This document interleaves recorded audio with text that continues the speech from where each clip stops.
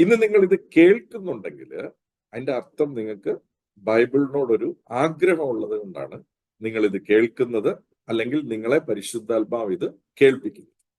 എല്ലാ ദിവസവും 10 മിനിറ്റ് ബൈബിളിന്റെ കൂടെ ചെലവാക്കാൻ പറ്റുമെങ്കിൽ ലളിതമായിട്ട് നമുക്ക് ബൈബിൾ പഠിക്കുവാനായിട്ട് സാധിക്കും. ആദ്യത്തെ കാര്യം ഞാൻ പറയാൻ പോകുന്നത്, എന്തുകൊണ്ട് ബൈബിൾ പഠിക്കണം. ഒന്നാമത്തെ കാര്യം, ഹോശേയ 4:6 ദൈവവചനം എങ്ങനെയാ പറയുന്നത്? പരിജ്ഞാനമില്ലാത്തത് കൊണ്ട് എന്റെ ജനം നശിച്ചു പോകുന്നു. അപ്പം നാശത്തിന്റെ കാരണം ദൈവവചനത്തെ കുറിച്ചുള്ള അറിവില്ലായ്മയാണ്. പരിജ്ഞാനം ദൈവവചനത്തിൽ നിന്നാണ് ലഭിക്കുന്നത്. ഈ ദൈവവചനത്തിന്റെ പരിജ്ഞാനം നമുക്ക് ലഭിക്കാതെ പോകുമ്പോഴാണ് നമുക്ക് നാശമുണ്ടാകുന്നത്. ഈ ബൈബിള് ഇതൊരു മതഗ്രന്ഥമല്ല, ഇതൊരു യൂസർ മാനുവലാണ്. ഭൂമിയിലുള്ള ഓരോ വ്യക്തിക്കും ഉപയോഗിക്കാനുള്ള ഒരു യൂസർ മാനുവൽ. എങ്ങനെ ഒരു കമ്പനിക്കാരൻ ഒരു ഫ്രിഡ്ജ് ഉണ്ടാക്കിയാൽ അല്ലെങ്കിൽ ഒരു വാഷിംഗ് മെഷീൻ ഉണ്ടാക്കിയാൽ അതിന്റെ കൂടെ ഒരു യൂസർ മാനുവൽ അവർ ഉണ്ടാക്കുവോ കൊടുക്കുവോ, അതുപോലെ തന്നെ ദൈവം സൃഷ്ടിച്ച മനുഷ്യന് വേണ്ടി ദൈവം നൽകിയിരിക്കുന്ന യൂസർ മാനുവലാണ് ബൈബിൾ. അപ്പം നമ്മുടെ ജീവിതത്തിന്റെ പല നാശത്തിന്റെയും കാരണം ഈ പരിജ്ഞാനമില്ലായ്മ. പരിജ്ഞാനം എവിടെ നിന്ന് ലഭിക്കും? പരിജ്ഞാനം ദൈവവചനത്തിൽ നിന്ന് ലഭിക്കും. 2, ഈ ബൈബിൾ ഒരു ഗൈഡാണ്. നമ്മൾ ഈ സ്കൂളിൽ പഠിക്കുമ്പോൾ നമുക്ക് പുസ്തകത്തിന്റെ കൂടെ ഗൈഡ് എന്ന് പറഞ്ഞൊരു സാധനം കിട്ടും. ആ ഗൈഡ് എന്നാണെന്ന് ചോദിച്ചാൽ ഈ സബ്ജക്റ്റിനെ ഒന്നുകൂടെ നമുക്കൊന്ന് മനസ്സിലാക്കി ഹെൽപ്പ് ചെയ്യാനായിട്ടാണ്. ദൈവവചനം ആക്ച്വലി ഒരു ഗൈഡാണ്. അതുകൊണ്ടാണ് ദൈവവചനത്തെ കുറിച്ച് ഇങ്ങനെ പറയുന്നത്, ദൈവവചനം എൻ്റെ കാലിന് ദീപവും എൻ്റെ പാതയ്ക്ക് പ്രകാശവുമാണ്. അതിന്റെ അർത്ഥം എന്താണെന്ന് ചോദിച്ചാൽ, ഞാന് ഇപ്പോൾ ഇരിക്കുന്ന സ്ഥലം, ഒരു വ്യക്തിയുടെ ബൈബിൾ വായിക്കുമ്പോൾ നമുക്ക് പിടികിട്ടുന്നത് എന്താണെന്ന് വെച്ചാൽ, ഇപ്പൊ ഞാൻ എവിടെയായിരിക്കുന്നത് അത് നല്ല വ്യക്തമായിട്ട് ബൈബിൾ കാണിച്ചു തരും. ഒരു കണ്ണാടി പോലെ നമ്മുടെ ജീവിതത്തെ അത് റിഫ്ലക്ട് ചെയ്യും. അപ്പോൾ തന്നെ എത്തേണ്ട ലക്ഷ്യസ്ഥാനം, ഏറ്റവും നല്ല ലക്ഷ്യസ്ഥാനം ഏതാണോ അവിടേക്ക് എത്താനുള്ള വഴിയും ഈ ബൈബിൾ നമുക്ക് പറഞ്ഞു തരും. അപ്പൊ അതുകൊണ്ട് ബൈബിൾ ഒരു ഗൈഡാണ്. നമ്മളെ കൈപിടിച്ച് അതിന് നടത്താൻ സാധിക്കും. ആ ദൈവവചനത്തിന് ശക്തിയുള്ളതാണ്. ഇപ്പോൾ എൻ്റെ അവസ്ഥയെ കാണിച്ചു തരും, ഞാൻ എങ്ങനെ ഉദ്ദേശ ലക്ഷ്യത്തിൽ എത്താൻ സാധിക്കും എന്നുള്ളതും ബൈബിൾ കാണിച്ചു. അപ്പൊ അതുകൊണ്ട് എൻ്റെ ജീവിതത്തിൽ അത് പഠിക്കേണ്ടത് വളരെ അത്യാവശ്യമാണ്. മൂന്നാമത്തെ കാര്യം, ദൈവവചനം ഒരു ക്ലെൻസറാണ്. അതുകൊണ്ടാണ് സങ്കീർത്തനം 119:9 ഇങ്ങനെയാ പറയുന്നത്, ഇംഗ്ലീഷിൽ ഇങ്ങനെയാ പറയുന്നത്, how can a young man keep his way pure by keeping your word. അവിടെ ഒരു ചോദ്യമുണ്ട്, ഒരു മറുപടി ഉണ്ട്. ഒരു യൗവനക്കാരൻ തന്റെ വഴികളെ എങ്ങനെ ശുദ്ധിയാക്കി വെക്കാൻ സാധിക്കും? ഏറ്റവും കൂടുതൽ അശുദ്ധി, ഏറ്റവും കൂടുതൽ പാപം വരുന്ന ഒരു പ്രായമാണ് യൗവനപ്രായം. ദൈവവചനം പറയാ, ആ പ്രായത്തിൽ പോലും ജീവിതത്തെ വിശുദ്ധിയോടെ കാക്കാനായിട്ട് ദൈവവചനം സഹായിക്കും. അപ്പൊ ദൈവവചനം ഒരു ക്ലെൻസറാണ്. ദൈവവചനം നമ്മുടെ ജീവിതത്തെ ക്ലെൻസ് ചെയ്യുകയും നമ്മുടെ വഴികളെ ക്ലെൻസ് ചെയ്യുകയും നമ്മളെ പാപത്തിൽ നിന്ന് പ്രൊട്ടക്ട് ചെയ്യുകയും ചെയ്യാൻ സാധിക്കുന്ന ശക്തിയേറിയ ഒരു ക്ലെൻസറാണ്. ദൈവവചനം പരിജ്ഞാനമാണ്, ദൈവവചനം ഒരു ഗൈഡാണ്, അപ്പോൾ തന്നെ ദൈവവചനം ഒരു ക്ലെൻസറാണ്. അപ്പൊ എനിക്ക് അബദ്ധം പറ്റുമ്പോൾ അബദ്ധത്തിൽ തന്നെ തിരിച്ച് നേർവഴിയിലേക്ക് നടത്താൻ ശക്തിയുള്ളതാണ് ദൈവവചനം. സോ ഈ ഒത്തിരി കാരണങ്ങൾ നമുക്ക് പറയാമെങ്കിലും ഈ 3 കാരണങ്ങൾ വളരെ പ്രധാനപ്പെട്ട കാരണങ്ങളാണ് ഞാൻ പറഞ്ഞത്. അതുകൊണ്ട് നമ്മൾ ബൈബിള് പഠിക്കുന്നത് വളരെ അത്യാവശ്യം. നമ്മുടെ ജീവിതത്തിൽ നമ്മൾ സ്കൂളിൽ പഠിച്ചു, കോളേജിൽ പഠിച്ചു, അതുപോലെ കുഞ്ഞുങ്ങളെ നമ്മൾ സ്കൂളിൽ പഠിപ്പിക്കുന്നു, കോളേജിൽ പഠിപ്പിക്കുന്നു. ഇതെല്ലാം പഠിപ്പിക്കുന്നത് ഭൂമിയിലെ ചില നോളജ്, പരിജ്ഞാനം അവർക്ക് കിട്ടാനായിട്ടാണ്. അതിനേക്കാൾ ഏറെ ഇമ്പോർട്ടൻ്റ് ആണ് ദൈവവചനത്തിന്റെ പരിജ്ഞാനം. ഇത് ദൈവത്തിന്റെ ജ്ഞാനമാണ്. ഇത് ദൈവത്തിന്റെ പരിജ്ഞാനം. അതുകൊണ്ട് ഇത് നമുക്ക് ലഭിക്കുമെങ്കിൽ നമ്മുടെ ജീവിതത്തിന് ഇതേറെ ധന്യമേറിയതും അനുഗ്രഹമേറിയതും. ഇന്ന് 199 പേരും സഫർ ചെയ്യുന്നത് ദൈവവചനത്തിന്റെ പരിജ്ഞാനം ഇല്ലാത്തത് കൊണ്ട്. അതുകൊണ്ട് എൻ്റെ കൂടെ നിങ്ങളും ഒരു തീരുമാനം എടുക്കുന്നു എന്ന് ഞാൻ വിശ്വസിക്കുന്നു, ഇത് ദൈവവചനം പഠിക്കുവാനായിട്ട്. രണ്ടാമത്തെ കാര്യമാണ്, എങ്ങനെയാണ് ബൈബിള് പഠിക്കേണ്ടത്. ഞാൻ അതിനകത്ത് 4 മുഖ്യമായിട്ടുള്ള ഇമ്പോർട്ടൻ്റ് ആയിട്ടുള്ള കാര്യങ്ങൾ പറയാം. ബൈബിൾ എങ്ങനെ പഠിക്കണം.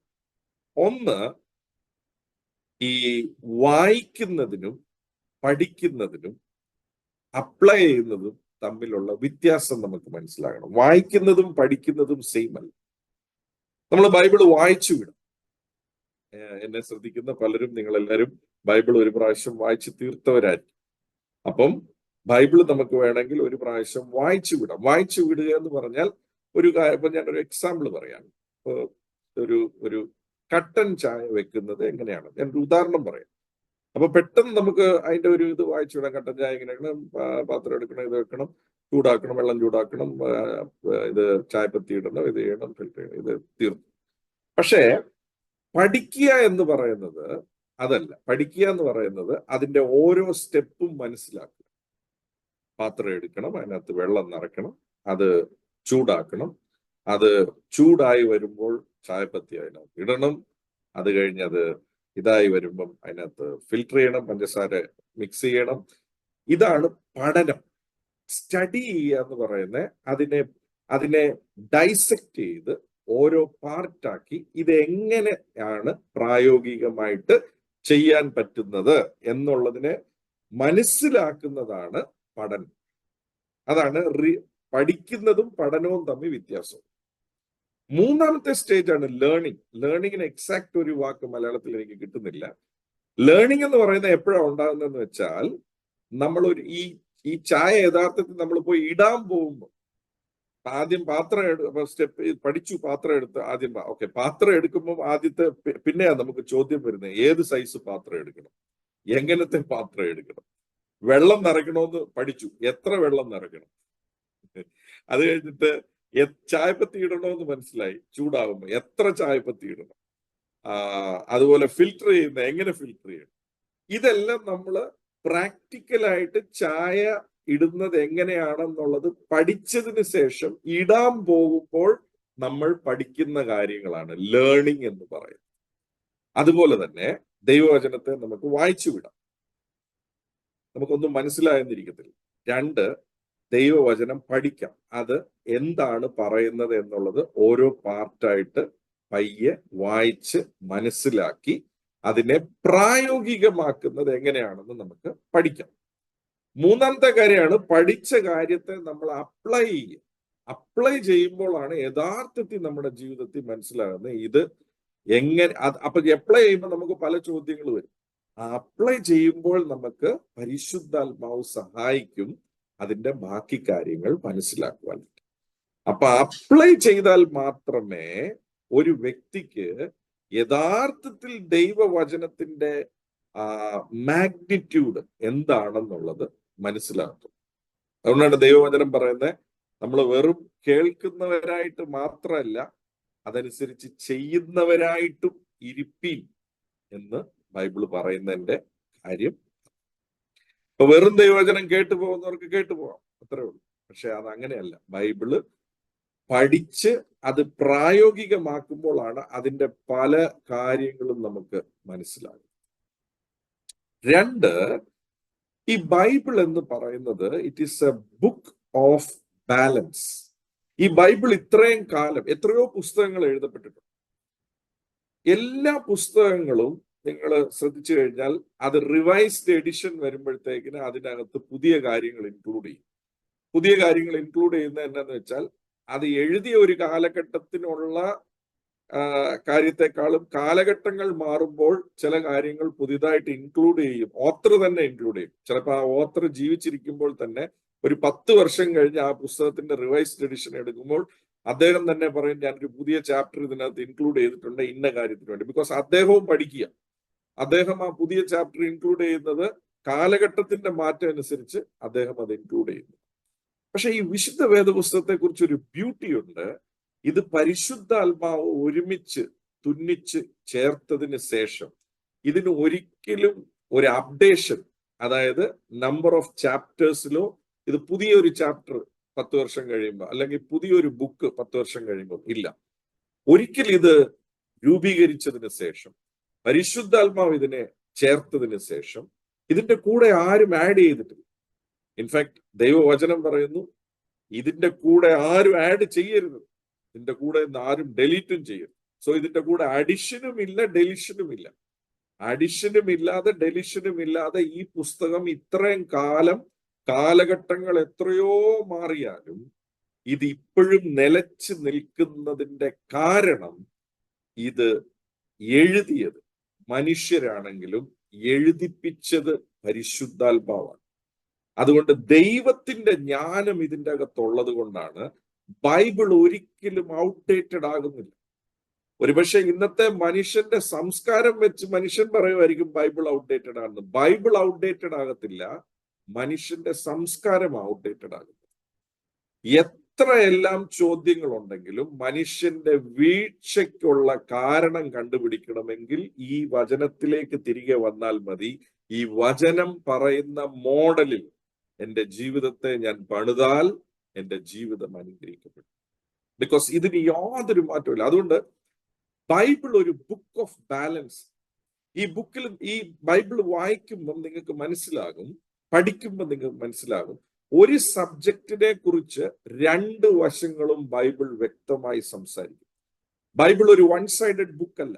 ദൈവവചനം എപ്പോഴും ഒരു നാണയത്തിന്റെ 2 വശങ്ങൾ എങ്ങനെ ഉണ്ടെന്ന് പറയുന്നു അതുപോലെ തന്നെ 2 വശങ്ങളെ കുറിച്ചും സംസാരിക്കുന്നതാണ് ദൈവവചനം. അപ്പം ഇതിനകത്തെ ഒരു ഭാഗം മാത്രം വായിച്ചാൽ മതി എന്ന് പറയുന്നത് ഒരു ശരിയായിട്ടുള്ള പ്രവണതയല്ല. അത് നമുക്കൊരു പക്ഷേ ആ സമയത്തേക്കിന് കുറച്ച് ബെനിഫിറ്റ് തന്നിരിക്കും. പക്ഷേ പരിശുദ്ധാത്മാവ് ഇത് ഇപ്പം നമ്മളെല്ലാവരും പുതിയ നിയമത്തിലാണ് രക്ഷിക്കപ്പെട്ടിരിക്കുന്നത്. എങ്കിലും ബൈബിളിനകത്ത് പഴയ നിയമവും വെച്ചിട്ടുണ്ടെങ്കിൽ നമ്മൾ പുതിയ നിയമത്തിൽ ഇങ്ങനെയാണ് വായിക്കുന്നത്. ബൈബിളിലുള്ള പുതിയ നിയമത്തിന്റെ ഒരു പ്രധാനപ്പെട്ട കാരണം ആ പഴയ നിയമത്തിനെ കുറിച്ച് പുതിയ നിയമത്തിൽ പറയുമ്പോൾ പറഞ്ഞിരിക്കുന്നതാണ്. അവരെ കുറിച്ച് എഴുതിയിരിക്കുന്നതെല്ലാം നമുക്ക് ദൃഷ്ടാന്തങ്ങളായി നമുക്ക് എഴുതപ്പെട്ടിരിക്കും. ദൃഷ്ടാന്തങ്ങളായി നമുക്ക് എഴുതപ്പെട്ടിരിക്കും. അപ്പം അതിൽ നിന്ന് നമുക്ക് പഠിക്കാൻ, അതൊരു മാതൃകയായി അവർക്ക് പറ്റിയത് നമുക്ക് പറ്റാതിരിക്കാൻ പഠിക്കാൻ. അപ്പൊ അതിന്റെ അർത്ഥം പഴയ നിയമത്തിൽ നിന്ന് നമുക്ക് പഠിക്കാൻ ഒത്തിരി കാര്യങ്ങളുണ്ട്. എങ്കിലും ഏതാണ് അപ്ലിക്കബിൾ അല്ലാത്ത എന്നുള്ളത് നമ്മൾ മനസ്സിലാക്കണം. അപ്പൊ അതുകൊണ്ടാണ് വചനം വായിക്കുമ്പോൾ, ബൈബിൾ പഠിക്കുമ്പോൾ നമ്മൾ ഒരു ഹോളിസ്റ്റിക് സ്റ്റഡി ചെയ്യണം, മുഴുവനായിട്ട് പഠിക്കണം. എന്നാലേ നമുക്ക് ഇതിന്റെ യഥാർത്ഥ ഗ്രാഹ്യം ഉണ്ടാകത്തുള്ളൂ. മൂന്നാമത്തെ കാര്യമാണ് ഓൾഡ് ടെസ്റ്റ്മെന്റും ന്യൂ ടെസ്റ്റ്മെന്റും.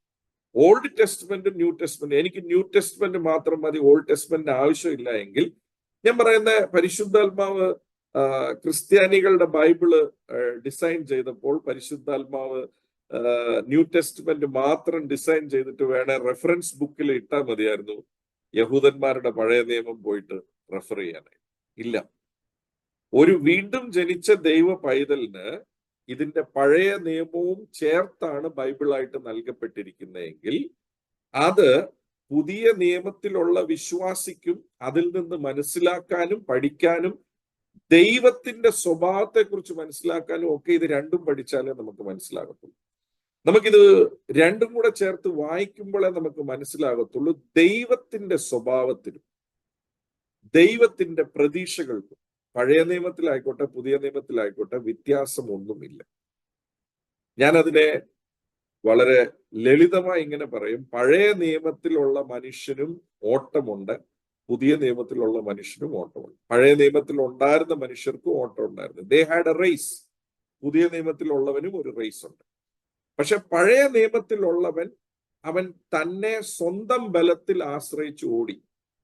പഴയ നിയമത്തിൽ ഓടിയവർക്ക് ആർക്കും ഫുള്ളായിട്ട് വിജയം പ്രാപിക്കാൻ സാധിച്ചില്ല, പക്ഷെ എല്ലാവർക്കും ഓട്ടം ഉണ്ടായിരുന്നു. സോ അവരുടെ റേസിൽ 100% വിജയിച്ചവര് ആരുമില്ല. ദൈവസന്നിധിയിൽ they were short on many things. പുതിയ നിയമത്തിൽ അങ്ങനെ ഡിഫോൾട്ട് ആകുന്ന ഒരു മനുഷ്യനെ യേശുവിന്റെ ബലിയിൽ കൂടെ അവനെ യോഗ്യതയുള്ളവനാക്കുകയാണ് റേസിൽ ഓടാനായിട്ട്. പാപം നിമിത്തം ഡിഫോൾട്ട് ആകുന്ന ഒരു വ്യക്തി ജനിക്കുമ്പോൾ തന്നെ പാപത്തിലാണ് ജനിക്കുന്നത്. ദാവീദ് പറയാ, പാപത്തിൽ എൻ്റെ അമ്മ എന്നെ ഗർഭം ധരിച്ചു. സോ പാപത്തിലെ ഒരു മനുഷ്യൻ ജനിക്കുന്ന സമയം അവിടെ തന്നെ ഒരു പെനാൽറ്റി വന്നു കഴിഞ്ഞു, ഡിഫോൾട്ട് ആയി കഴിഞ്ഞു. അങ്ങനെ ഡിഫോൾട്ടിൽ ഇരിക്കുന്ന ഒരു മനുഷ്യനെ യേശു ഭൂമിയിൽ വന്നത് തന്റെ ബലിയിൽ കൂടെ നീതീകരിച്ച് അവനെ റേസിലേക്ക് വീണ്ടും യോഗ്യത ഉള്ളവനാക്കി കയറ്റാൻ. അതിനെ നമ്മൾ ഗ്രേസ് എന്നാ പറയുന്നത്. ഗ്രേസ് എന്ന് പറയുന്നതിനകത്ത് റേസ് എന്നുള്ള വാക്കുണ്ട്. അപ്പൊ ഗ്രേസ് എന്നുള്ളതിനെ ഞാൻ ഇങ്ങനെ പറയും, ജി എന്ന് പറയുന്നത് ഗോഡ്, ദൈവത്തോട് ചേർന്നുള്ള റേസ് ആണ് ഗ്രേസ്. അപ്പം ദൈവം നമ്മളെ സഹായിക്കുന്ന, പരിശുദ്ധാത്മാവായി നമ്മുടെ കൂടെ നമ്മളെ സഹായിച്ച് ഓട്ടത്തിൽ നമ്മളെ സഹായിക്കുന്ന ഓട്ടത്തിന്റെ പേരാണ് ഗ്രേസ്. അതിന്റെ അർത്ഥം എനിക്ക് റേസ് ഇല്ലെന്നല്ല, എനിക്ക് റേസ് ഉണ്ട്. പഴയ നിയമത്തിലുള്ളവന് ഗോഡ് ഇല്ലാത്ത റേസാണ്. പക്ഷെ പുതിയ നിയമത്തിലുള്ളവന് ദൈവത്തിന്റെ സഹായമുള്ള, അവനെ കൊണ്ട് ചെയ്യാൻ സാധിക്കാത്തത് ദൈവം ചെയ്തു. ഭൂമിയിൽ ഇറങ്ങി വന്ന് മനുഷ്യനെ കൊണ്ട് ചെയ്യാൻ സാധിക്കാത്തത് ദൈവം ചെയ്തു. അത് നികത്തി. എന്നിട്ട് മനുഷ്യനോട് പറഞ്ഞു, ഇനി നീ ഓടും. ആ ഓടുന്നതിന് കൂടെ ഒരു പ്രോത്സാഹനമായിട്ടും ഹെൽപ്പറായിട്ടും കംഫർട്ടറായിട്ടും പരിശുദ്ധാത്മാവായി ഇന്ന് ആ ദൈവം കൂടെ നിൽക്കുകയാണ്. സോ പുതിയ നിയമവിശ്വാസിക്കും പഴയ നിയമവിശ്വാസിക്കും തമ്മിൽ ഒത്തിരി വ്യത്യാസങ്ങളുണ്ട്. പക്ഷെ അത് നമ്മൾ പുതിയ നിയമം പഠിച്ച് പുതിയ നിയമത്തിൽ നിന്ന് നമ്മൾ പഴയ നിയമത്തെ നോക്കിയാൽ നമുക്ക് ഒത്തിരി കാര്യങ്ങൾ പിടികിട്ടും. പക്ഷെ രണ്ടും വളരെ അത്യാവശ്യമാണ്, രണ്ടും പഠിക്കണം. നാലാമത്തെ ഒരു കാര്യം കൂടെ പറയാം ഇതിന്റെ കീഴിൽ.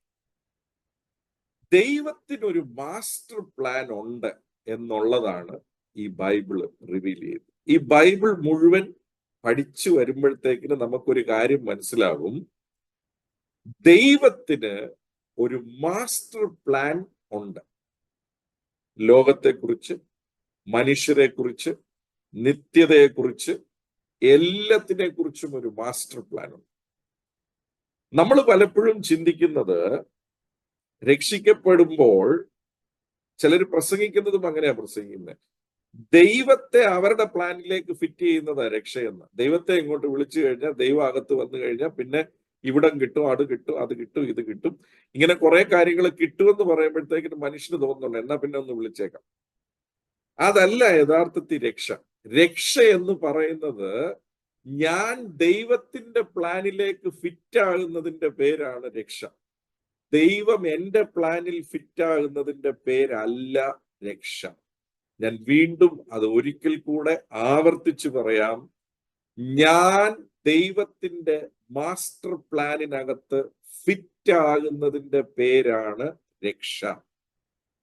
ദൈവം എന്റെ പ്ലാനിനകത്ത് ഫിറ്റ് ആകുന്ന, എൻ്റെ വീട്ടിലെ കാര്യങ്ങളും എൻ്റെ ഈ ഭൂമിയിലെ കാര്യങ്ങളും മാത്രം നോക്കി നടത്താനായിട്ട് എൻ്റെ ജീവിതത്തിലേക്ക് ഫിറ്റ് ആകുന്നതല്ല രക്ഷ.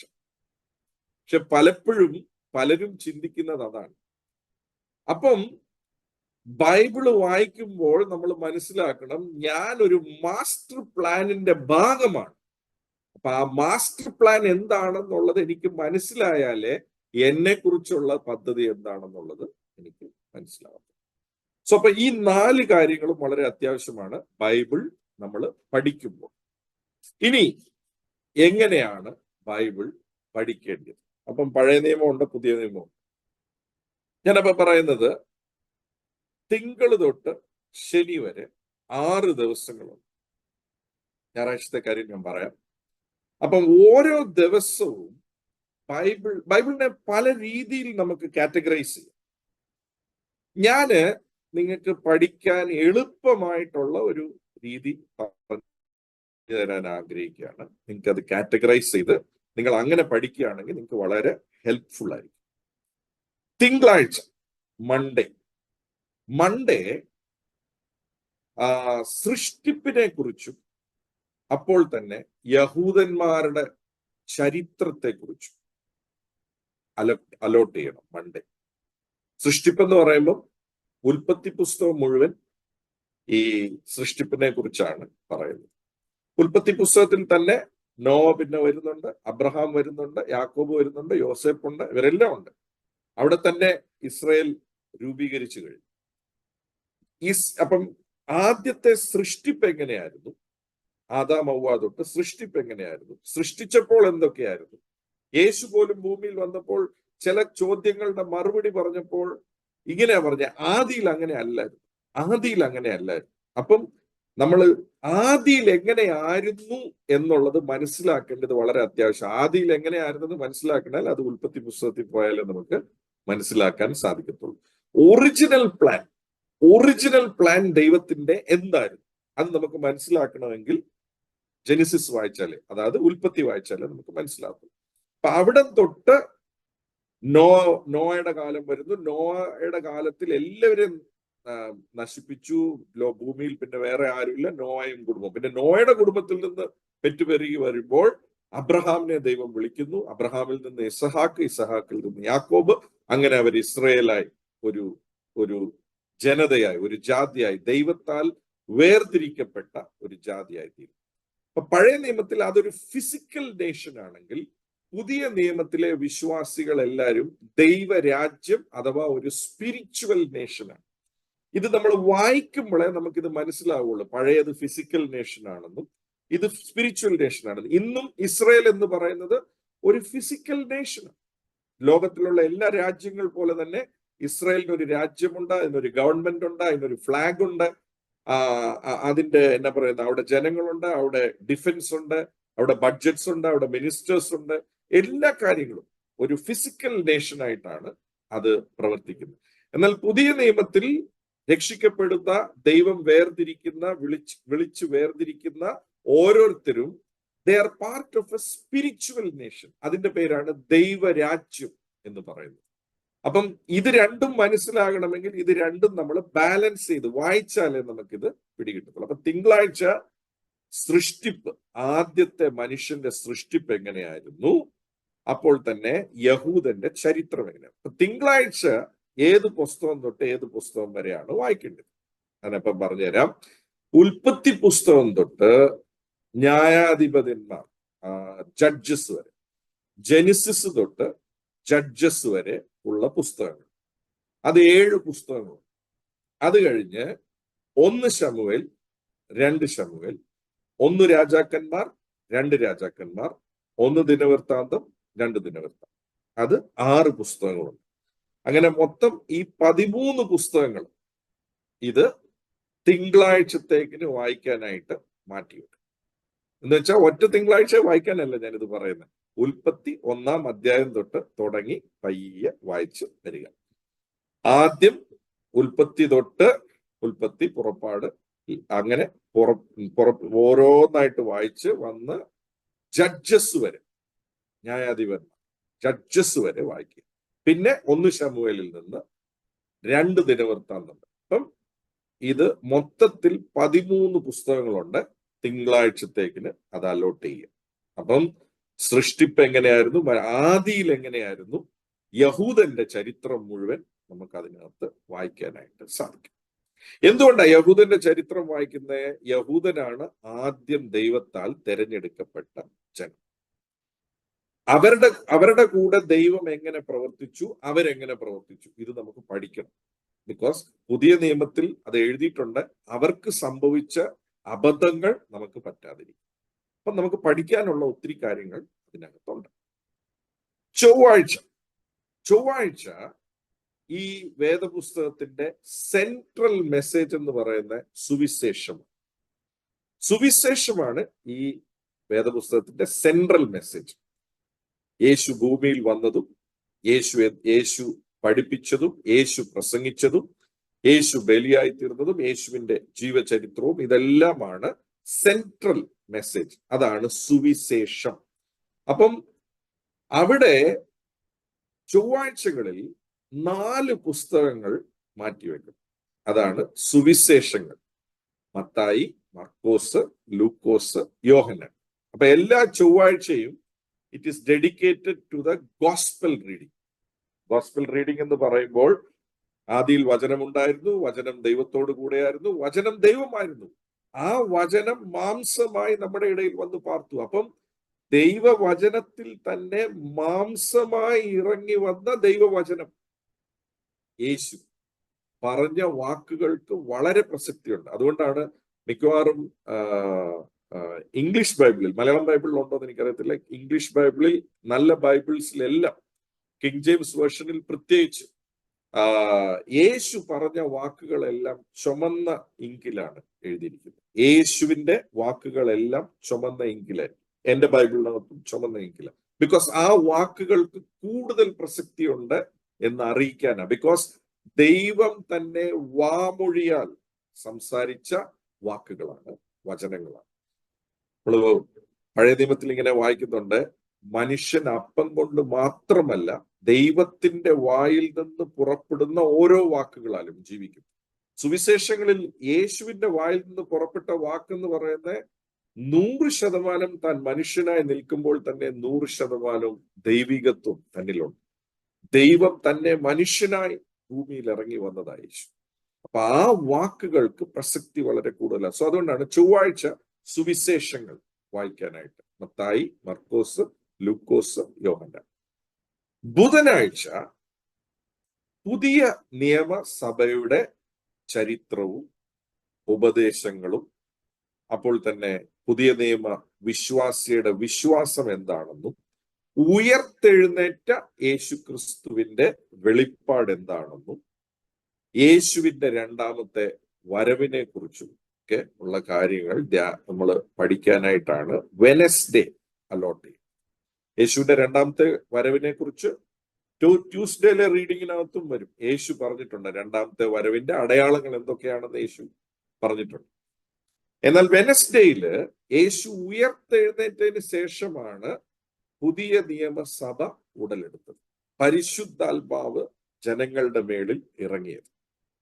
അപ്പം അത് അപ്പോസ്തോല പ്രവൃത്തി തൊട്ട്, ബുധനാഴ്ചത്തെ നമ്മളുടെ പഠന ഭാഗമാണ് അപ്പോസ്തോല പ്രവൃത്തി തൊട്ട് വെളിപ്പാട് പുസ്തകം വരെ. അപ്പോസ്തോല പ്രവൃത്തി തൊട്ട് വെളിപ്പാട് പുസ്തകം വരെ 23 പുസ്തകങ്ങളുണ്ട്. അപ്പൊ ഇത് പുതിയ നിയമത്തെ കുറിച്ചുള്ള, പുതിയ നിയമം എങ്ങനെ ഉടലെടുത്തു, പരിശുദ്ധാത്മാവിന്റെ പ്രവർത്തനം എന്താണ്, പുതിയ നിയമ വിശ്വാസം എന്താണ്, ഉപദേശങ്ങൾ എന്താണ്, അപ്പോൾ തന്നെ ഉയർത്തെഴുന്നേറ്റ യേശു ക്രിസ്തുവിന്റെ വെളിപ്പാട് എന്താണ്, ക്രിസ്തുവിൽ ഒരാൾ ആരായിത്തീരുന്നു എന്നൊക്കെ ഉള്ളതിനെ കുറിച്ചുള്ള വളരെ ഡീറ്റെയിൽഡ് ആയിട്ടുള്ള ഒരു പഠനം നമുക്ക് ബുധനാഴ്ചത്തെ സബ്ജക്റ്റിൽ നിന്ന് ലഭിക്കും. അപ്പൊ അപ്പോസ്തല പ്രവൃത്തി തൊട്ട് വെളിപ്പാട് വരെ 23 പുസ്തകങ്ങൾ. വ്യാഴാഴ്ച it should be dedicated to prophetic books. Prophetic books എന്ന് വെച്ചാൽ പ്രവചന സന്ദേശം. ഈ ബൈബിളിൽ പ്രവചനത്തിന് വളരെയധികം സ്ഥാനം കൊടുത്തിട്ടുണ്ട്. പ്രവചനം എന്ന് പറയുന്നത് പരിശുദ്ധാത്മാവ് ഓരോരുത്തരിൽ കൂടെ ഓരോ കാര്യങ്ങളെ കുറിച്ച് സംസാരിക്കുകയും അറിയിക്കുകയും ചെയ്യുന്നതാണ് പ്രവചനം. അപ്പൊ പ്രവചന പുസ്തകങ്ങൾക്ക് വേണ്ടി വ്യാഴാഴ്ച should be dedicated to prophetic books. എന്താണ് പ്രോഫറ്റിക് ബുക്സ്? പ്രോഫറ്റിക് ബുക്സിൽ 2 ടൈപ്പ് പ്രോഫറ്റിക് ബുക്സ് ഉണ്ട്. മേജർ പ്രോഫിറ്റ്സ് ഉണ്ട്, മൈനർ പ്രോഫിറ്റ്സ് ഉണ്ട്. മേജർ പ്രോഫറ്റിക് ബുക്സ് ആണ് യെശയ്യാവിന്റെ പുസ്തകം, യെരമ്യാവിന്റെ പുസ്തകം, എഹെസ്കേലിന്റെ പുസ്തകം. ഇത് 3 മേജർ പ്രോഫറ്റിക് ബുക്സ് ആണ്. മൈനർ പ്രോഫറ്റിക് ബുക്സ് ഹോശയ്യാവിന്റെ പുസ്തകം തൊട്ട് മാലാക്കിയുടെ പുസ്തകം വരെ, പഴയ നിയമത്തിൽ ഹോശയ്യാവിന്റെ പുസ്തകം തൊട്ട് മാലാക്കിയുടെ പുസ്തകം വരെ, ഇതെല്ലാം മൈനർ പ്രോഫിറ്റ്സ്. ഇപ്പൊ മേജർ പ്രോഫിറ്റ്സിന്റെ ബുക്ക് 3 എണ്ണം ഉണ്ട്, മൈനർ പ്രോഫിറ്റ്സിന്റെ ബുക്ക് 12 എണ്ണം. ഇപ്പൊ വ്യാഴാഴ്ചത്തെ നമ്മുടെ സ്റ്റഡി, വ്യാഴാഴ്ചത്തെ നമ്മുടെ പഠനം പ്രോഫറ്റിക് ബുക്സിനെ കുറിച്ചാണ്. പ്രവചന പുസ്തകങ്ങളിൽ എന്താണ് പറഞ്ഞിരിക്കുന്നത് എന്നതിനെ കുറിച്ചാണ്. ഇപ്പൊ മൊത്തത്തിൽ 3 മേജർ പ്രോഫിറ്റ്സും 12 മൈനർ പ്രോഫിറ്റ്സും, 12 3 15 പുസ്തകങ്ങൾ. വെള്ളിയാഴ്ച ഞാൻ അതിനെ പോയറ്റിക് ബുക്സ് എന്ന് പലരും റെഫർ ചെയ്യാറുണ്ട്. അപ്പം ഞാൻ ഈ പറയുന്ന ചില ക്ലാസിഫിക്കേഷൻസ് ബാക്കിയുള്ള ജനറലി ഉള്ള ക്ലാസിഫിക്കേഷൻ ഇച്ചിരി വ്യത്യസ്തമാണ്. അത് ബിക്കോസ് ഞാൻ എൻ്റെ ഉള്ളിലുള്ള എനിക്ക് പരിശുദ്ധാത്മാവ് തന്ന വെളിപ്പാട്ടിൽ നിന്ന് ഞാൻ അങ്ങനെ ക്ലാസിഫൈ ചെയ്ത് വെച്ചിരിക്കും. അപ്പം വെള്ളിയാഴ്ച പോയറ്റിക് ബുക്സ് എന്ന് വെച്ചാൽ സങ്കീർത്തനങ്ങൾ അഥവാ ഒരു ഒരു സാഹിത്യം ഉപയോഗിച്ച് ഒരു കമ്പാരിസൺ മോഡിൽ എന്നാ പറയുന്ന ഈ ഉപമകൾ ഉപയോഗിച്ച് കമ്പയർ ചെയ്ത് പറയുന്ന ഒരു കൂടുതൽ സാഹിത്യ സ്റ്റൈലും സംഗീതവും ഒക്കെ ചേർന്ന് വരുന്ന പുസ്തകങ്ങൾ. അപ്പൊ അത് 5 പുസ്തകങ്ങൾ അതിനകത്തുണ്ട്. അതിനകത്ത് ഒന്ന് സങ്കീർത്തനങ്ങള്, പിന്നെ സദൃശവാക്യങ്ങള്, സഭാപ്രസംഗി, ഉത്തമഗീതം, അതുപോലെ ലാമെന്റേഷൻസ്, വിലാപങ്ങൾ. അപ്പൊ ഇത്തരം പുസ്തകങ്ങൾ 5 പുസ്തകങ്ങളും പോയറ്റിക് ബുക്സിൽ വരും. പോയറ്റിക് ബുക്സിൽ നമുക്ക് ഇതിനകത്ത് പ്രാർത്ഥനയുണ്ട്, പാട്ടുണ്ട്, ഇതിനകത്ത് ജീവിതത്തെ കുറിച്ചുള്ള ഇൻസ്ട്രക്ഷൻസ് ഉണ്ട്, പല കാര്യങ്ങളും അതിനകത്ത് ഉണ്ട്. അപ്പൊ അതൊരു സാഹിത്യ സ്റ്റൈലിലാണ് അത് എഴുതിയിരിക്കുന്നത്. അപ്പൊ അതെല്ലാം കൂടെ ഒരുമിച്ച് ക്ലാസിഫൈ ചെയ്ത് നമ്മൾ വായിക്കുകയാണെങ്കിൽ അത് പഠിക്കാൻ കുറച്ചുകൂടെ എളുപ്പമായിരിക്കും. അപ്പൊ Friday is dedicated to poetic books. അപ്പൊ ചിലര് ഈ പ്രൊഫറ്റിക് ബുക്സിലും പോയറ്റിക് ബുക്സിലും ചില ക്ലാസിഫിക്കേഷൻസിൽ ചില ബുക്സ് അവർ ആഡ് ചെയ്തിട്ടുണ്ട്. പക്ഷെ ചില ബുക്സ് ഞാൻ അകത്തിൽ നിന്ന് ഡിറ്റാച്ച് ചെയ്ത് എടുത്തിരിക്കുന്നതിന്റെ കാരണം എന്താണെന്ന് വെച്ചാൽ ഞാൻ അതിനെ വേറൊരു രീതിയിൽ, എന്റെ ഉള്ളിൽ പരിശുദ്ധാത്മാവ് അതിനെ വേറൊരു രീതിയിൽ കാണാൻ പറഞ്ഞിരിക്കുന്നുണ്ട്. ഞാൻ അതിനെ അങ്ങനെയാണ് എടുത്തിരിക്കുന്നത്. അപ്പൊ അതാണ് ശനിയാഴ്ചത്തേത് faithful God and faithful people. വിശ്വസ്തനായ ദൈവവും വിശ്വസ്തനായ വ്യക്തികൾ. അപ്പം നമുക്ക് ശനിയാഴ്ചത്തെ പഠനം ദൈവത്തിന്റെ വിശ്വസ്തത എന്താണെന്നുള്ളതും, അപ്പോൾ തന്നെ മനുഷ്യൻ വിശ്വസ്തയോടെ ദൈവത്തിന്റെ മുന്നിൽ ജീവിച്ചാൽ അവരുടെ ജീവിതത്തിൽ ദൈവം ഏത് ലെവലിൽ പ്രവർത്തിക്കും എന്നുള്ളത് നമുക്ക് എക്സ്ക്ലൂസീവായിട്ട് പഠിക്കാൻ പറ്റുന്ന ഒരു ദിവസമാണ് ശനിയാഴ്ച. അതുകൊണ്ടാണ് വിശ്വസ്തനായ ദൈവവും വിശ്വസ്തനായ ജനങ്ങൾ. അതിനകത്ത് ജനം എന്ന് പറയാൻ ഞാൻ ആഗ്രഹിക്കുന്നില്ല, വ്യക്തികളാണ്. ഞാൻ ഈ പറയുന്ന പുസ്തകങ്ങളിലെല്ലാം വ്യക്തികളാണ് ദൈവത്തിന്റെ മുന്നിൽ വിശ്വസ്തയോടെ ജീവിച്ചവർ. അവരേത് കാര്യത്തിന് വേണ്ടി ഇറങ്ങിയോ, അവരെത്ര വിശ്വസ്തയോടെ ദൈവത്തിന്റെ മുന്നിൽ ജീവിച്ചോ, എന്തുമാത്രം ദൈവം അവരുടെ ജീവിതത്തിൽ വിശ്വസ്തനായിരുന്നു എന്നുള്ളത് നമുക്ക് പഠിക്കാൻ പറ്റുന്ന ഒരു നല്ല പുസ്തകം. ഈ നല്ല പഠനമാണ് ശനിയാഴ്ച. ബിക്കോസ് നമ്മുടെ ജീവിതത്തോട് ഒത്തിരി കാര്യങ്ങൾ അത് സംസാരിക്കും. അതിനകത്ത് 6 പുസ്തകങ്ങളാണ് അതിനകത്ത് ഉൾപ്പെടുത്തേണ്ടത്. രൂത്ത്, ഞാൻ ആ പഴയ നിയമത്തിൽ വായിച്ചുകൊണ്ട് വന്നതിനകത്ത് ഇടയ്ക്ക് ഒരു പുസ്തകം വിട്ടിട്ടുണ്ട്. അതാണ് രൂത്തിന്റെ പുസ്തകം. എസ്ര, നെഹമ്യ, എസ്തർ, ഇയ്യോബ്, ദാനിയേൽ. ഇത്രയും പുസ്തകങ്ങൾ, 6 പുസ്തകങ്ങള് ഇത് ശനിയാഴ്ചത്തെ പഠനത്തിനകത്ത് വെക്കണം. ഞാൻ ഒന്നുകൂടെ പറയാം. രൂത്തിന്റെ പുസ്തകം, എസ്ര, നെഹമ്യ, എസ്തർ, ഇയ്യോബ്, ദാനിയേൽ. ഇത്രയും പുസ്തകങ്ങള് ഇതിനകത്ത് നമുക്ക് വ്യക്തികളെ കാണാം. അപ്പം നമ്മള് യഹൂദന്റെ ചരിത്രം വായിക്കുമ്പോൾ നമുക്ക് വ്യക്തികളുടെ ചില വിശ്വസ്തയും വ്യക്തികളുടെ ജീവിതവും നമുക്ക് പഠിക്കാം. Like for example Abraham, Yoseph, അതുപോലെ തന്നെ മോശ, യോശുവ, ഇവരെല്ലാം പഠിക്കാം. പക്ഷെ അവരെ ഞാൻ ഡിറ്റാച്ച് ചെയ്യാത്തതിന്റെ കാര്യം എന്താണെന്ന് വെച്ചാൽ അത് ഒരുമിച്ച് പഠിച്ചാലേ നമുക്ക് കനാൻ വരെ ഉള്ള ആ ഒരു യാത്ര, ആ ഒരു പീരീഡ്, അവരെ അടിമനുഖത്തിൽ നിന്ന് പിരിച്ച് അവരെ കൊണ്ടുവന്ന് അവർക്ക് രാജാക്കന്മാരുണ്ടായി അവര് ജീവിച്ച ഒരു ജീവിതം വരെ ഉള്ളത് നമുക്ക് ആ ചരിത്രത്തിൽ വായിക്കാൻ വേണ്ടിയിട്ടാണ് അത് ചരിത്രത്തിൽ വെച്ചിരിക്കുന്നത്. അവിടെ നമുക്ക് ഇൻഡിവിജ്വൽസിന്റെ വിശ്വസ്തതയും ഇൻഡിവിജ്വൽസെ ദൈവം ശക്തമായിട്ട് ഉപയോഗിച്ചതും ഒക്കെ നമുക്ക് കാണാനായിട്ട് സാധിക്കും. അപ്പോൾ തന്നെ നമുക്ക് അപ്പം ശനിയാഴ്ചത്തെ നമ്മുടെ സാറ്റർഡേയിലത്തേത് faithful God and faithful people. അപ്പൊ അതാണ് സാറ്റർഡേ. ഞായറാഴ്ച നിങ്ങൾക്ക് തിരഞ്ഞെടുക്കാം. ഞായറാഴ്ച ചിലര് തിരക്കായതുകൊണ്ട് ചിലപ്പം വായിക്കാൻ പറ്റിയില്ലെങ്കിലോ എന്നുള്ളത് കൊണ്ടാണ് ഞാൻ ഞായറാഴ്ച ഫ്രീ ആക്കി വെച്ചിരിക്കുന്നത്. ഞായറാഴ്ച ഈ 6ൽ നിങ്ങൾക്ക് ഏത് സബ്ജക്റ്റ് ആണോ ഇഷ്ടം ആ സബ്ജക്ട് നിങ്ങൾക്ക് വീണ്ടും റിപ്പീറ്റ് ചെയ്യാം ഞായറാഴ്ച. തിങ്കൾ തൊട്ട് ശനി വരെയുള്ള സബ്ജക്ട്സ് ഞാനിപ്പം നിങ്ങളുടെ മുന്നിൽ പറഞ്ഞു തന്നു.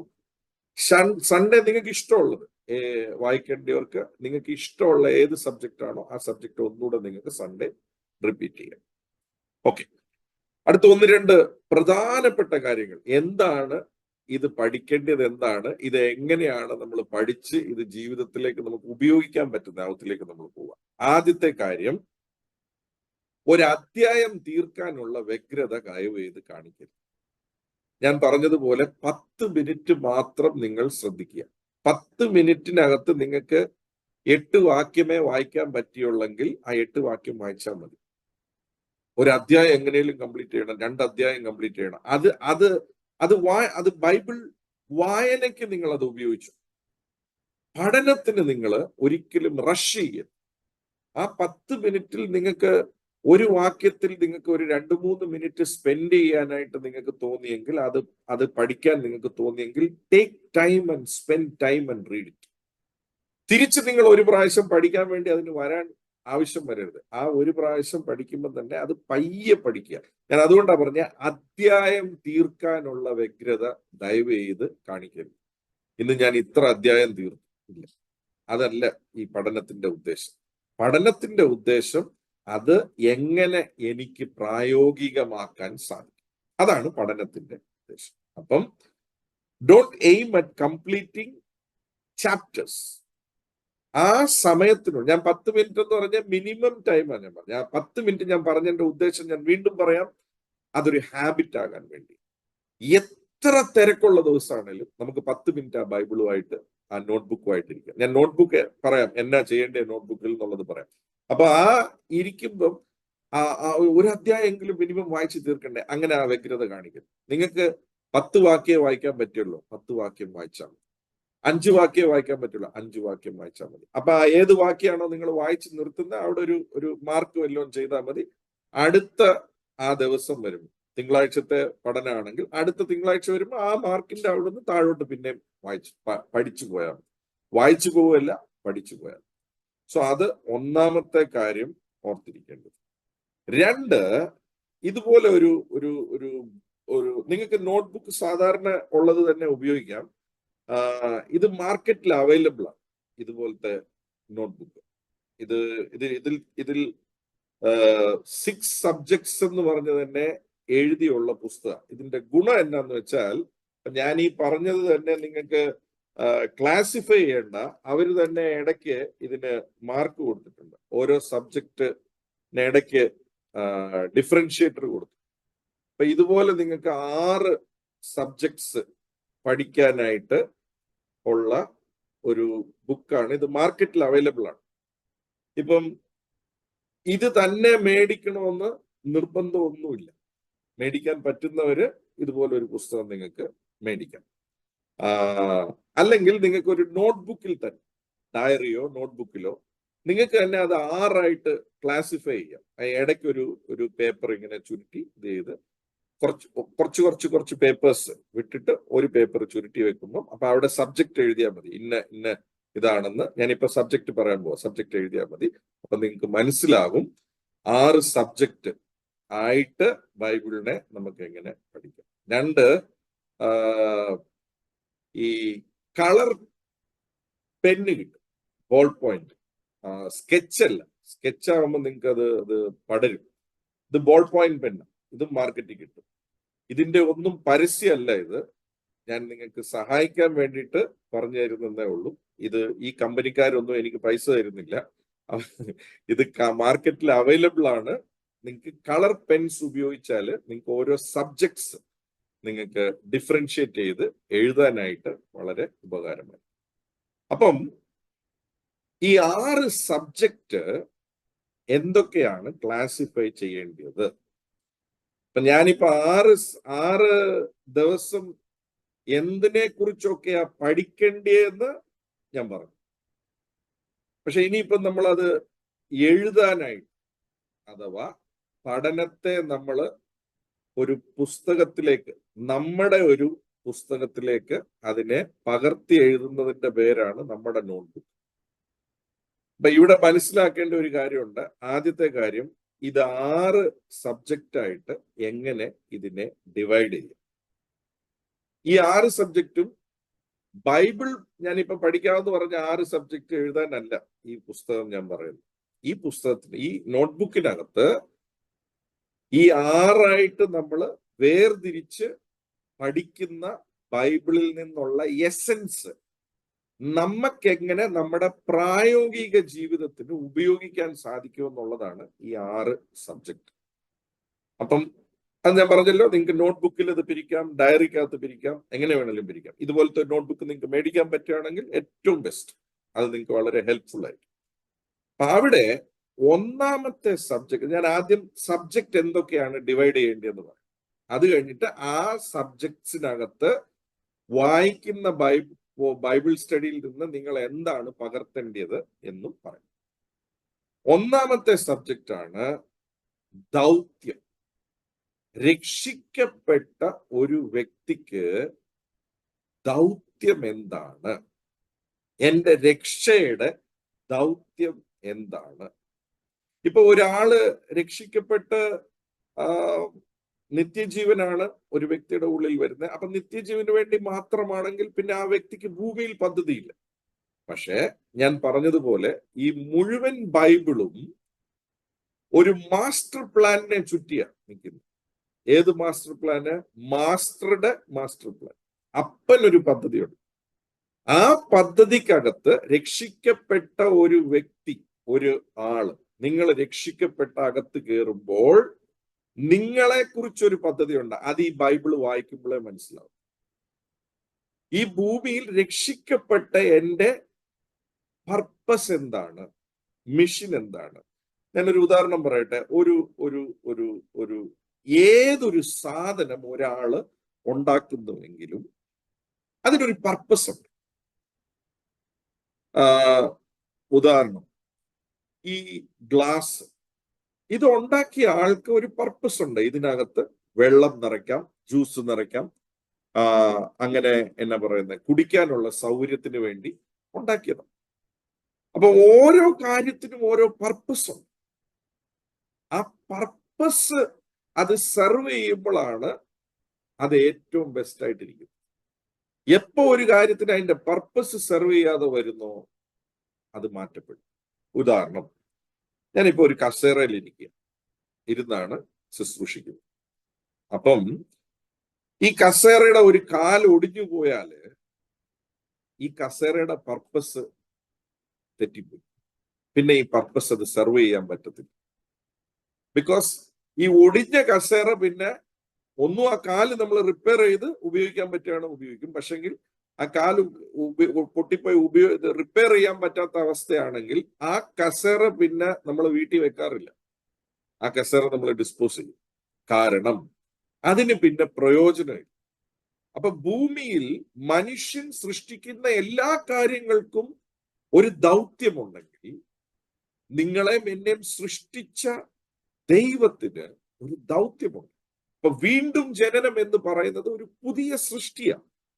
ആ പുതിയ സൃഷ്ടിയെ കുറിച്ചുള്ള മിഷൻ എന്താണ്, പർപ്പസ് എന്താണ് എന്നുള്ളതാണ് ആദ്യത്തെ സബ്ജക്ട്. ബൈബിൾ വായിക്കുന്നത്, അപ്പൊ ഞാനിത് പ്രയോറിറ്റിയിൽ വെക്കുന്നതിന്റെ കാര്യം എന്താന്ന് വെച്ചാൽ, പല വിശ്വാസികൾക്കും എന്തിനാ രക്ഷിക്കപ്പെട്ടെന്ന് പോലും അറിയത്തില്ല. പലരും ചിന്തിക്കുന്ന ഇപ്പം എന്തോ രക്ഷിക്കപ്പെട്ടപ്പം കുറച്ച് വീട്ടിലെ ആവശ്യങ്ങളെല്ലാം ദൈവം നടത്തി തരും, മോളെ കെട്ടിച്ചു തരും, മോന് ജോലി കിട്ടും. ഇതൊന്നും അല്ല. അത് ബൈബിള് വായിച്ചാലേ മനസ്സിലാകത്തുള്ളൂ എന്റെ പർപ്പസ് എന്താ, എന്റെ പ്ലാൻ എന്താ, മാസ്റ്റർ പ്ലാനിൽ എന്നെ എന്തിനാ ചേർത്തിരിക്കുന്നത്. അതുകൊണ്ടാണ് പൗലോസ് രക്ഷിക്കപ്പെട്ടവർക്ക് വേണ്ടി പ്രാർത്ഥിച്ചപ്പോൾ എഫേസ്യർ 1:17 തൊട്ട് 19 വരെയുള്ള വാക്യത്തിൽ താൻ പ്രാർത്ഥിച്ചപ്പോൾ താൻ അവർക്ക് ഭൗതികമായിട്ട് ഇത് കിട്ടണേ അത് കിട്ടണേ എന്നല്ല പ്രാർത്ഥിച്ചത്. താൻ പ്രാർത്ഥിച്ചത് ജ്ഞാനത്തിന്റെ ആത്മാവ്, പരിജ്ഞാനത്തിന്റെ ആത്മാവ് അവർക്ക് കിട്ടി. അവരുടെ ഉള്ളിലെ കണ്ണ് പ്രകാശിച്ചിട്ട് ഈ വിളിയെ ആശ ഇന്നതെന്ന് തിരിച്ചറിയും. ആ വിളിയുടെ ആശയാണ് പർപ്പസ്. അപ്പോൾ തന്നെ വിശുദ്ധന്മാരിൽ അവരുടെ അവകാശം എന്തെന്ന് തിരിച്ചറിയാം. അപ്പൊ ഒരു ആശയുണ്ട്, പർപ്പസ് ഉണ്ട്, അപ്പോൾ തന്നെ എനിക്കൊരു റിവാർഡും ഉണ്ട്. അതെന്താണെന്ന് തിരിച്ചറിയണമെങ്കിൽ ബൈബിൾ പഠിച്ചാലേ പറ്റത്തുള്ളൂ. അപ്പൊ അതാണ് ആദ്യത്തെ സബ്ജക്ട്, ഫസ്റ്റ് സബ്ജക്ട്. രണ്ടാമത്തെ സബ്ജക്റ്റ് ആണ് നിത്യത. രക്ഷിക്കപ്പെട്ട ഒരു വ്യക്തിയെ സംബന്ധിച്ച് നിത്യതയെ കുറിച്ച് കാഴ്ചപ്പാടില്ലെങ്കിൽ then he is actually not an active believer. നമ്മുടെ ജീവിതത്തിൽ നമ്മൾ യേശുവിന്റെ അടുക്കലേക്ക് വന്നപ്പോൾ ഒരുപക്ഷെ ഒരു ഭൗതിക ആവശ്യം തേടിയായിരിക്കും വന്നത്. ആകാൻ സാധ്യതയുണ്ട്. എല്ലാവരും അങ്ങനെയാണെന്നല്ല ഞാൻ പറഞ്ഞു, ആകാൻ സാധ്യതയുണ്ട്. എങ്കിലും രക്ഷിക്കപ്പെട്ടു എന്ന് പറഞ്ഞതിന് ശേഷം നമ്പർ 1 പ്രയോറിറ്റി ആയിരിക്കണം, ഈ ഭൂമി അല്ല എന്റെ ഫൈനൽ ഡെസ്റ്റിനേഷൻ, നിത്യതയാണ്. അപ്പൊ നിത്യതയെ കുറിച്ച് എവ്രിതിങ് അബൌട്ട് ഇറ്റേണിറ്റി ആയിരിക്കണം സെക്കൻഡ് സബ്ജക്ട്. അപ്പൊ ബൈബിളിൽ നിന്ന് അത് എങ്ങനെ എനിക്ക് പകർത്തണം, എന്റെ പഠനം എങ്ങനെ ഈ സബ്ജക്റ്റിനകത്ത് വരും എന്നുള്ളതിനെ കുറിച്ച് ഞാൻ പറയാം. രണ്ടാമത്തെ സബ്ജക്റ്റ് ആണ് നിത്യത.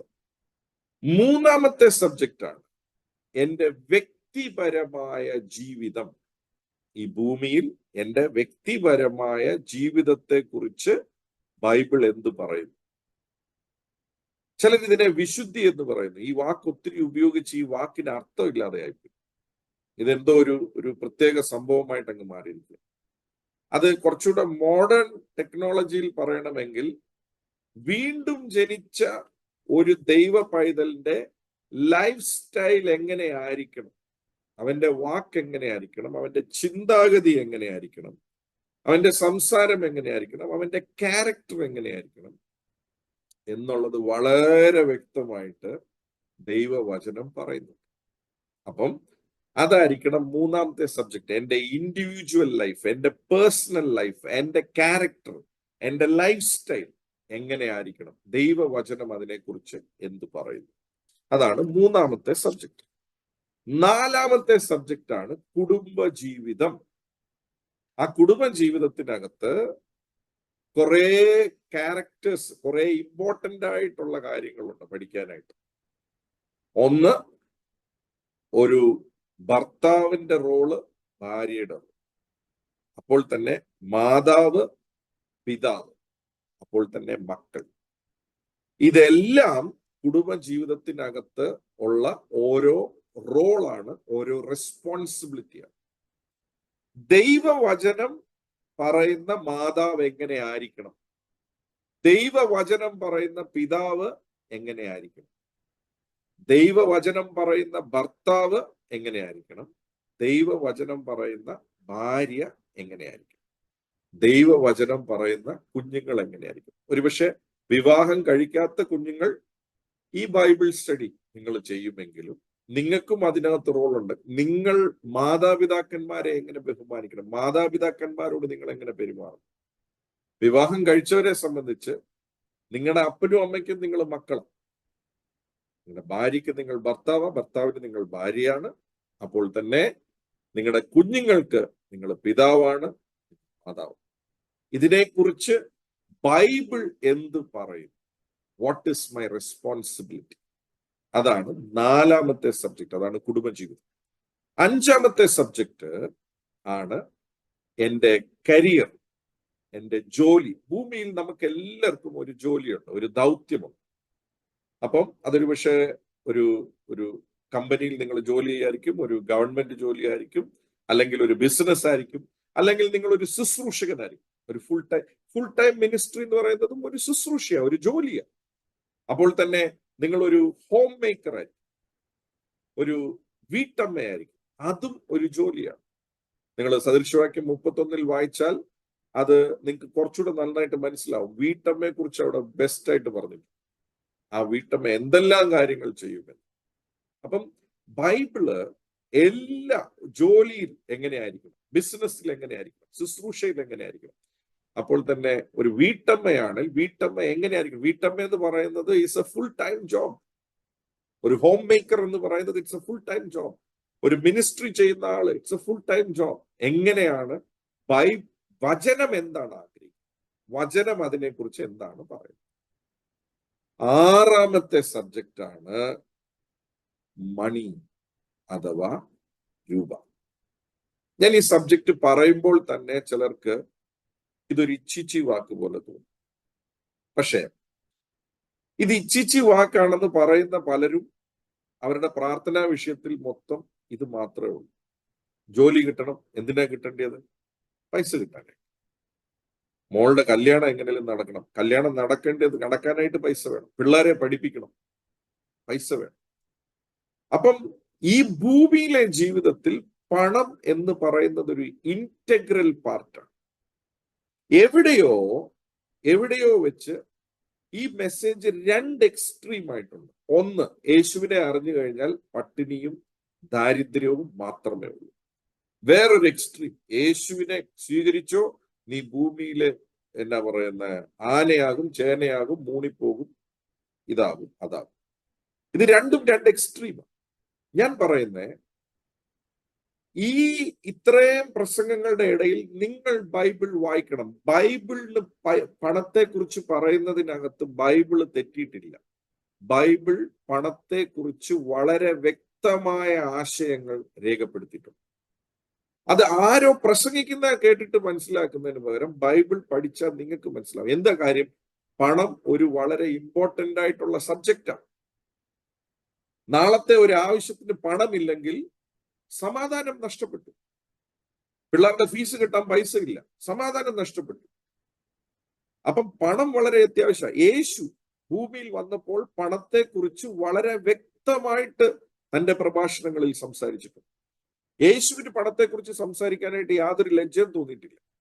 നമ്മൾ എവിടെയോ ഈ പണം എന്ന് പറയുന്നതിനെ ഒരു വേറൊരു സബ്ജക്റ്റാക്കി അതൊരു ഇച്ചീച്ചിയ.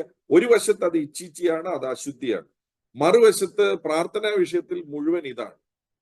എല്ലാ പ്രാർത്ഥനാ വിഷയത്തിന്റെയും അവസാനത്തെ അടിസ്ഥാനം പൈസയാണ്. രൂപ കിട്ടും. രൂപ ഇല്ലാതെ കാര്യങ്ങൾ നടക്കത്തില്ല. അപ്പം അവിടെ നമ്മള് ഹിപ്പോക്രസി കാണിക്കേണ്ട ആവശ്യമില്ല, പരീക്ഷഭക്തി കാണിക്കേണ്ട ആവശ്യമില്ല. പണത്തെക്കുറിച്ച് യഥാർത്ഥത്തിൽ വചനം എന്താണ് പറയുന്നത് അതൊന്ന് വ്യക്തമായിട്ടൊന്ന് പഠിക്കുമ്പോൾ നമുക്ക് വ്യക്തമായിട്ട് മനസ്സിലാകും പണത്തെക്കുറിച്ച് ദൈവത്തിന്റെ കാഴ്ചപ്പാട്, അപ്പന്റെ കാഴ്ചപ്പാട്. പണം മോശമാണെന്ന് ഒരിക്കലും ബൈബിള് പറഞ്ഞിട്ടില്ല. The money is not the root of all evil. The love of money is the root of all evil. ദ്രവ്യമല്ല എല്ലാ നാശത്തിന്റെയും കാരണം, ദ്രവ്യ ആഗ്രഹം, ലവ് ഓഫ് മണി, പണത്തോടുള്ള മോഹമാണ് എല്ലാ നാശത്തിന്റെയും കാരണം. പണം എല്ലാത്തിന്റെയും നാശത്തിന്റെയും കാരണം.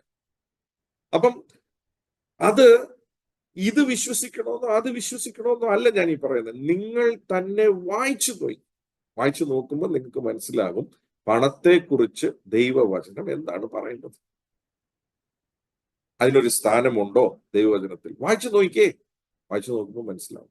ഞാൻ ആ പറഞ്ഞ 6 രീതിയിൽ അതിനെ ക്ലാസിഫൈ ചെയ്ത് തിങ്കൾ തൊട്ട് ശനി വരെ വായിക്കുമ്പോൾ ഇത് മനസ്സിലാവും. ഓക്കെ, ഈ 6 സബ്ജക്റ്റിൽ എന്നാ ബ്രദർ എഴുതേണ്ടത്? ഓക്കെ, അതാണ് നമ്മളിപ്പോ പറയാൻ പോകുന്നത്. 6 സബ്ജക്റ്റിൽ എഴുതേണ്ട കാര്യം എന്താ?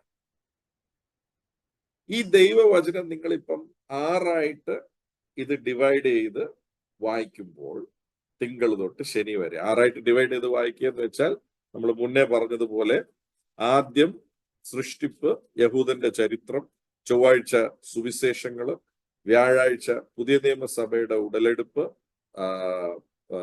ഡോക്ട്രിൻസ്, ഉപദേശങ്ങള്, വിശ്വാസം എന്താണ്, പുതിയ നിയമ വിശ്വാസം എന്താണ്, ഉയർത്തെഴുന്നേറ്റ യേശുവിന്റെ ക്രിസ്തുവിന്റെ വെളിപ്പാട് എന്താണ്, രണ്ടാമത്തെ വരവ്, വ്യാഴാഴ്ച പ്രോഫറ്റിക് ബുക്സ്, വെള്ളിയാഴ്ച പോയറ്റിക് ബുക്സ്, ശനിയാഴ്ച വിശ്വസ്തനായ ദൈവവും വിശ്വസ്തനായ ജനവും. അപ്പം വിശ്വസ്തമായി ജീവിച്ചവരുടെ ജീവിതത്തിൽ ദൈവം എങ്ങനെ പ്രവർത്തിച്ചു, ദൈവം എത്ര വിശ്വസ്തനാണ്. ഇത് 6. ഇത് വായിക്കുമ്പോൾ നമ്മൾ ഈ 6 സബ്ജക്റ്റിലോട്ട് നിങ്ങൾ ഇത് വായിക്കുമ്പോൾ നിങ്ങൾക്ക് മനസ്സിലാകും ഞാൻ ഈ പറഞ്ഞ 6 സബ്ജക്റ്റിനെ കുറിച്ചും ബൈബിൾ വളരെ വ്യക്തമായിട്ട് സംസാരിക്കുന്നുണ്ടെന്നുള്ളത് നിങ്ങൾ ഈ ബൈബിൾ പഠിക്കാൻ തുടങ്ങുമ്പോൾ നിങ്ങൾക്ക് മനസ്സിലാവും. ക്ലിയർ ആയിട്ട് നിങ്ങൾക്ക് മനസ്സിലാവും. ഞാൻ ഈ പറഞ്ഞ ഇപ്പൊ പറഞ്ഞല്ലോ സബ്ജക്റ്റായിട്ട് എഴുതാനായിട്ട് 6 സബ്ജക്റ്റ് പറഞ്ഞല്ലോ. ആ 6 സബ്ജക്റ്റിനകത്തും എന്താണ് ചെയ്യേണ്ടത് എന്നുള്ളത് വ്യക്തമായിട്ട് ബൈബിൾ സംസാരിക്കും. വചനം വളരെ വ്യക്തമായിട്ട് സംസാരിക്കും. അതിനെ എങ്ങനെ എഴുതണം ബ്രദറെ? അതാണ് ഞാൻ വളരെ സിമ്പിൾ ആയിട്ട് പറയും. ഉൽപ്പത്തി തൊട്ട് വെളിപ്പാട് വരെ നിങ്ങൾ വായിക്കുമ്പോൾ ഏത് സബ്ജക്റ്റിനെ കുറിച്ചും ബൈബിൾ സംസാരിക്കുമ്പോൾ, അഥവാ ദൈവം സംസാരിക്കുമ്പോൾ, ദൈവവചനം സംസാരിക്കുമ്പോൾ അതിൽ രണ്ട് കാര്യങ്ങളുണ്ട്. ഈ രണ്ട് കാര്യങ്ങൾ മാത്രം നോക്കി ബൈബിൾ വായിച്ചാൽ മതി. ബൈബിൾ നന്നായിട്ട് പഠിക്കാൻ സാധിക്കും. ഒന്ന്, ദൈവം ആ സബ്ജക്റ്റിനെ കുറിച്ച് എന്ത് ചെയ്യാം എന്ന് വാഗ്ദത്തം പറഞ്ഞിട്ടുണ്ട്. ഞാൻ വീണ്ടും പറയാം, ദൈവം ആ സബ്ജക്റ്റിനെ കുറിച്ച് എന്ത് ചെയ്യും എന്ന് വാഗ്ദത്തം പറഞ്ഞിട്ടുണ്ട്. അഥവാ ദൈവം ഒരു കാര്യം ആ സബ്ജക്റ്റിനെ കുറിച്ച് പറഞ്ഞിട്ടുണ്ട്. രണ്ട്, ആ സബ്ജക്റ്റിനെ കുറിച്ച് എന്റെ ജീവിതത്തെ കുറിച്ച് ദൈവത്തിന്റെ പ്രതീക്ഷ എന്താണ്? ഉൽപ്പത്തി തൊട്ട് വെളിപ്പാട് വരെ നിങ്ങൾ നോക്കിയാൽ ബൈബിളിനെ രണ്ടായിട്ട് തിരിച്ചാൽ ഈ രണ്ട് കാര്യങ്ങളാണ് ബൈബിളിൽ നടക്കുന്നത്. ഒന്ന്, ദൈവം ഒരു കാര്യത്തെക്കുറിച്ച്, ഒരു സബ്ജക്റ്റിനെ കുറിച്ച് എന്ത് ചെയ്യാം എന്ന് വാക്ക് പറഞ്ഞിട്ടുണ്ട്. അതിനെ നമ്മൾ വാഗ്ദത്തം എന്ന് പറയാം, ദൈവവചനം വാഗ്ദത്തം എന്ന് പറയാം, അല്ലെ ദൈവത്തിന്റെ വാക്കെന്ന് പറയാം. Let it be anything. It could be a prophecy, ഒരു പ്രവചനമായിരിക്കാം. It could be a promise, ഒരു വാഗ്ദത്തമായിരിക്കാം.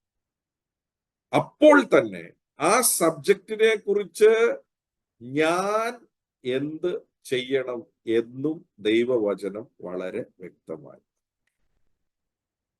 അപ്പൊ ഈ 6 ദിവസത്തെ പഠനത്തിനകത്ത് ഈ ഞാൻ പറഞ്ഞ 6 സബ്ജക്റ്റിനെ കുറിച്ചും ദൈവവചനം സംസാരിക്കും. ആ സംസാരിക്കുമ്പോൾ നിങ്ങൾ എഴുതണം, അതാത് സബ്ജക്റ്റിൽ പോയി എഴുതണം. ഞാനൊരു ഉദാഹരണം പറയാം. നിനക്ക് ദീർഘായുസ് ഉണ്ടാകേണ്ടതിനും, നിനക്ക് നന്മ ഉണ്ടാകേണ്ടതിനും, ദീർഘായുസ് ഉണ്ടാകേണ്ടതിനും നിന്റെ മാതാവിനെയും പിതാവിനെയും ബഹുമാനിക്കുക. ഈ ഒറ്റ വാക്യത്തിൽ തന്നെ 2 ഭാഗങ്ങളുണ്ട്. ഒന്ന്, ദൈവം എനിക്ക് ദീർഘായുസ് വാഗ്ദത്തം ചെയ്തിട്ടുണ്ട്. ദൈവം എനിക്ക് നന്മ വാഗ്ദത്തം ചെയ്തിട്ടുണ്ട്. ഈ ഭൂമിയിൽ നിനക്ക് നന്മ ഉണ്ടാകാനെന്ന്. അപ്പം നമ്മുടെ 4ാമത്തെ സബ്ജക്റ്റാ ഫാമിലി ലൈഫ്. അതിനകത്ത് എഴുതണം. ഏതാ എഴുതണം? ദൈവത്തിന്റെ പ്രതീക്ഷ എന്താണ്? ദൈവം എന്ത് ചെയ്യാമെന്ന് പറഞ്ഞിട്ടുണ്ട്?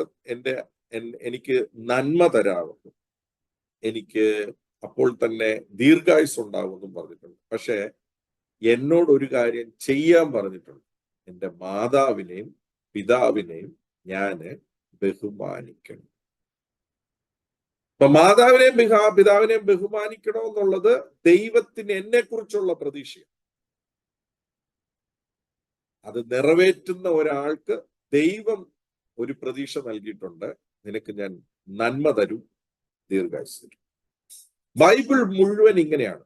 ചില വാക്യങ്ങളിൽ ഇതുപോലെ സ്ട്രെയിറ്റ് കണക്ഷൻ കാണത്തില്ല.